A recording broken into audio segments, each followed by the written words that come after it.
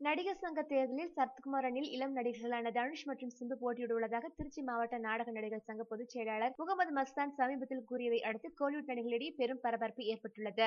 இந்நிலையில் இது குறித்து விஷால் செய்தியாளரிடம் கூறியதாவது: 10 ஆண்டுகளுக்கு பிறகு நடிகர் சங்க தேர்தல் நடக்கிறது. நடிகர் சங்கத்தில் ஊழல் நடந்துள்ளது. அதை கேட்பது தவறா? சேலம், நாமக்கல் மாவட்டத்தில் நாங்கள் உள்ளே வரக்கூடாது என எதிர்க்கிறார்கள். ஆனால் வந்துவிட்டோம். சேலம் நாடக நடிகர் சங்கத்துக்கு நடிகர் ரித்தீஷ் ரூபாய் 10 லட்சம் வழங்கியதாக கூறுகின்றனர். அதற்கான பதிவு இல்லை. சரத்குமார் பெரிய நடிகர், வயதில் மூத்தவர். அவரை நாங்கள் எப்படி மிரட்ட முடியும்? எங்கள் அணியில் நடிகர் நாசர் தென்னிந்திய நடிகர் சங்க தேர்தல் தலைவர் பதவிக்கு போட்டியிடுகிறார். கமல் போன்ற பெரிய நடிகர்களை சங்கத்தில் உள்ள நிர்வாகிகள் அவமரியாதை செய்கின்றனர். நடிகர் சிம்பு, தனுஷ் போன்றோர் தேர்தலில் போட்டியிடுவதை வரவேற்கின்றோம். எங்களுக்கு எதிராக அவர்கள் இருவரும் போட்டியிட்டால் அவர்களை சந்திக்க தயார். சங்கத்தின் மூத்த உறுப்பினர் என்ற அடிப்படையில் முதல்வர் ஜெயலலிதா அவர்களை சந்திக்க அனுமதி கேட்டுள்ளோம். அவரும் இந்த தேர்தலில் வாக்களிக்க வேண்டும் என விரும்புகின்றோம் என்று கூறினார். மேலும் சினிமா செய்திகளை உடனுக்குடன் தெரிந்து கொள்ள கீழே உள்ள சப்ஸ்கிரைப் பட்டனை அழுத்தவும்.